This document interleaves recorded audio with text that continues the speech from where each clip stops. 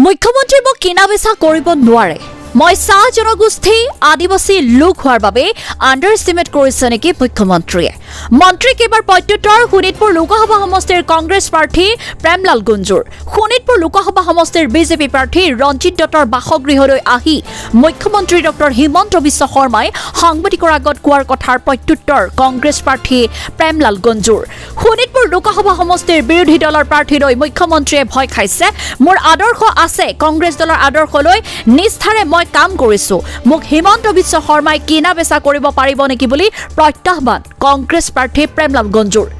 অন্যহাতে মুখ্যমন্ত্ৰীক টুলুঙা মন্তব্য কৰাৰ পৰা বিৰত থাকিবলৈ হুংকাৰ দিয়ে প্ৰাৰ্থীগৰাকীয়ে। মই চাহ জনগোষ্ঠী আদিবাসী লোক হোৱা বাবে মোক আণ্ডাৰ এষ্টিমেট কৰিছে নেকি বুলি প্ৰশ্ন মুখ্যমন্ত্ৰীক।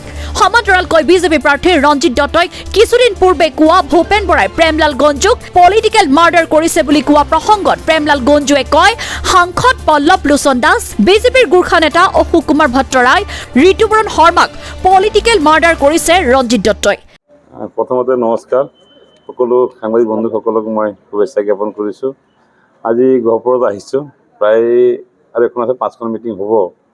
নিজৰ কৰ্মীৰ মাজত কৰিছোঁ, নিজৰ মণ্ডল কংগ্ৰেছ, বুথ কংগ্ৰেছ মণ্ডলে গৈছোঁ, চিনাকি হৈছোঁ আৰু তেওঁলোকে দায়িত্ব দিছোঁ আৰু তেওঁলোকে কামখিনি আগবঢ়াই লৈ যাব আৰু দায়িত্ব দিয়া হৈছে, তেওঁলোকেও আঁকোৱালি লৈছে আৰু ভৱিষ্যতে তেওঁলোকে আগবঢ়াই লৈ যাম বুলি কৈছে আৰু ভাল লাগিছে। ঘূৰিছোঁ, মানুহখিনি ৰাইজে মোক আঁকোৱালি লৈছে।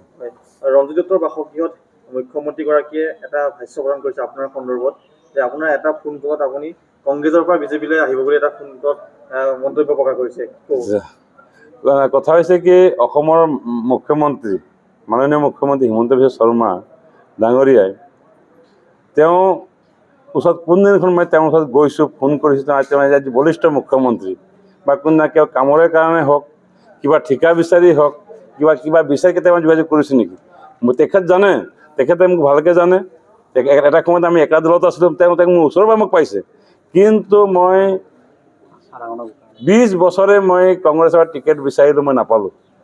তথাপিও মই কংগ্ৰেছৰ ঝাণ্ডা লৈ মই আজি মই আগবাঢ়ি আছোঁ আৰু কাম কৰি গৈ আছোঁ। এটা কথা ঠিক, কংগ্ৰেছ কৰিছোঁ, কংগ্ৰেছৰ দল কৰিছোঁ, আদৰ্শ লক্ষ্য আদৰ্শক নিষ্ঠা সততাক লৈ মই কংগ্ৰেছ কৰিছোঁ। মই কি পাইছোঁ কি নাপায় কোনোদিন কিন্তু মই বিচলিত হোৱা নাই, কোনোদিন মই যোৱাও নাই। আৰু 4বাৰকৈ মই যে নাপালোঁ, 20 বছৰ যে নাপালোঁ, তথাপি কংগ্ৰেছ কৰি আছিলোঁ। আৰু এইবাৰ কংগ্ৰেছৰ ইণ্ডিয়া এলায়েন্সে 11 নং শোণিতপুৰ লোকসভা সমষ্টিত মোক টিকেট প্ৰদান কৰিছে। আজি অসমৰ মাননীয় মুখ্যমন্ত্ৰী ডাঙৰীয়াই ইমান তুলকা মন্তব্য কিয় কৰিবলগীয়া হৈছে? কিয় ভয় খাইছে? মই যেন সাধাৰণ ব্যক্তি কিয় ভয় খাইছে? নাপায় নহয় তেওঁ তুলকা মন্তব্য কৰিবৰ কাৰণে।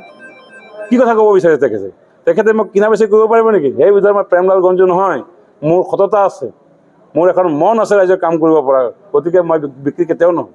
এই কথা তেওঁ মনৰ পৰা ওলাই দিয়ে আৰু তেখেতক আজি আপোনাৰ যোগেদি মই ক'ব বিচাৰিছোঁ, এই তুলনা মন্তব্য মোক নকৰিব, এই বন্ধ কৰক। সদায় তেখেতে নিৰ্বাচন আহিলে মাইণ্ড গেমটো খেলি দিয়ে, মানুহ ফটকেইটো কৈ দিয়ে, সেইটো কৈ দিয়ে, নাপাৰিলে কথা ক'ব। কি আজি মই চাহ জনগোষ্ঠী আদিবাসীৰ পৰা আহিছোঁ কাৰণে আজি কি মোক আণ্ডাৰষ্টেণ্ডিং কৰিব বিচাৰিছে? তেখেতে আণ্ডাৰষ্টেণ্ডিং কৰিছে নেকি মোক? কি মই নিৰ্বাচন খেলিব নালাগে নেকি? কিয় ভয় খাইছে মোক? মই সাধাৰণ ল'ৰা, মই ৰাইজৰ মাজত সোমাইছোঁ, ৰাইজে মোক আঁকোৱালি লৈছে, গতিকে এই আণ্ডাৰষ্টেণ্ডমেণ্টটো মোক কৰিব নালাগে মোক। গতিকে তেখেতক মই মোৰ ফালৰ পৰা মই আহ্বান জনাইছোঁ, এই তুলকা মন্তব্য বন্ধ কৰক। আৰু কোনো দিনেই যিমানে ফোন নকৰক কিমানে কোনো দিন মই কংগ্ৰেছ দল মই ত্যাগ মই দিনাজনকে মই জীয়াই থাকোঁ, কংগ্ৰেছৰ ঝাণ্ডা লৈ পেলাই মই জীয়াই থাকিম। মোৰ আদৰ্শ কৈছে, মোক কংগ্ৰেছে মোক স্বাধীনতা দিছে, মোক সংবিধান দিছে, সেই সংবিধান লৈ পেলাই মই জীয়াই আছোঁ। শুনক, মই ৰঞ্জিত দত্ত ডাঙৰীয়া মোৰ দাদা হয়, তেওঁক এটা কথা মই ক'ম আজি, তেওঁ দাদা হয়, তেওঁক মই শুভেচ্ছা জ্ঞাপন কৰিছোঁ। কিন্তু এইটো পলিটিকেল মাটাৰ নহয়। ভূপেন বৰা ডাঙৰীয়াই অসমৰ প্ৰদেশ কংগ্ৰেছৰ সভাপতি, আজি নিখিল ভাৰত কংগ্ৰেছ কমিটিৰ সভাপতি মাল্লিকাৰ্জুন খাৰ্গে ডাঙৰীয়া, আমাৰ নেত্ৰী ছোনিয়া গান্ধী ডাঙৰীয়ানী, আমাৰ নেতা ৰাহুল গান্ধী ডাঙৰীয়াই আৰু অসম প্ৰদেশ কংগ্ৰেছৰ ভূপেন বৰা ডাঙৰীয়া, CLP আমাৰ দেৱব্ৰত শইকীয়া ডাঙৰীয়া, আমাৰ মানে যুৱ মানে সাংসদ গৌৰৱ গগৈ ডাঙৰীয়া মিলি মোক এবাৰ কংগ্ৰেছে মোক ছেক্ৰিফাইচ দিছে, মোৰ কাম কৰা এটা মূল্য দিছে। এইটো মোক মানে তেওঁ কি কৈছে, এইটো কি কৈছিলে, মাৰ্ডাৰ কৰিছে। মই এটা কথা মই কওঁ, আজি পলিটিকেল মাৰ্ডাৰ কোন হ'ল? আজি অসমৰ এজন নেতা, অসমৰ চাহ জনগোষ্ঠীৰ নেতা, আজি পল্লৱ লোচন দাস ডাঙৰীয়া তেওঁ আজি নেতা হয়, তেওঁ ৰানিং MP আছিলে, তেওঁক আজি পলিটিকেল মাৰ্ডাৰ কৰা হৈছে। আজি তেওঁ 26লৈকে তেওঁ আজি MLA আছিলে, আজি ৰঞ্জিত দত্ত দাদা 26লৈকে তেওঁ MLA আছিলে, আজি পলিটিকেল মাৰ্ডাৰ কাক কৰিছে? আজি পৰলোচন দাসক এই পলিটিকেল মাৰ্ডাৰ কৰা হৈছে। আজি মোৰ বন্ধু, আপোনালোকে জানে, মোৰ বন্ধু অশোক ভট্টৰায়, এখন মোৰ সতীৰ্থ আছিলে, তেওঁ গোৰ্খালীৰ পৰা গৈছে। অশোক ভট্টৰায় আজি টিকেট বিচাৰি আছিলে, আজি টিকেট বিচাৰিছিলে ঋতুপৱন শৰ্মা ডাঙৰীয়া। ইয়ং চাঙক কোনে আজি পলিটিকেল মাৰ্ডাৰ কৰিছে? তেখেততো 26লৈকে তেওঁ MLA আছিলেই। ইয়ং জেনেৰেশ্যন তেওঁ পলিটিকেল মাৰ্ডাৰ কৰা নাই নহয়, এই কথাটো কিয় তেওঁ নকয়?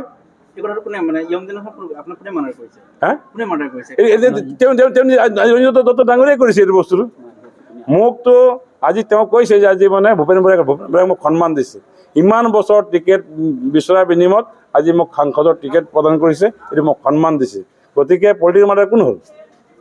আজি পৰলোচন দাস নিচিনা আজি এটা অসমৰ এটা জনপ্ৰিয় চাৰ্জমেন নেতা, তেওঁ ৰানিং MP থকা কাৰণে তেওঁ টিকেটটো কটা হ'ল। গতিকে পলিটিকেল মাৰ্ডাৰ কোনে কৰিছে এই চাই ল'লে হ'ল। আজি ৰঞ্জিত ডাঙৰীয়া আজিতো 26লৈকে তেওঁ MLA আছিলেই, তো তাত জলদৰ পটপকৈ ওলাই আছে ন কোনে কাক পলিটিকেল মাৰ্ডাৰ কৰিছে। গহপুৰৰ পৰা অৰূপ ভূঞাৰ ৰিপৰ্ট, টকচক 24 ইণ্ডিয়া।